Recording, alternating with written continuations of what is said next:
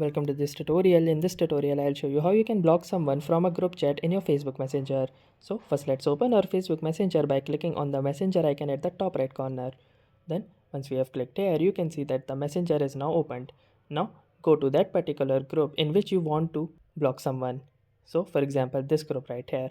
Then you need to click on this members option right here.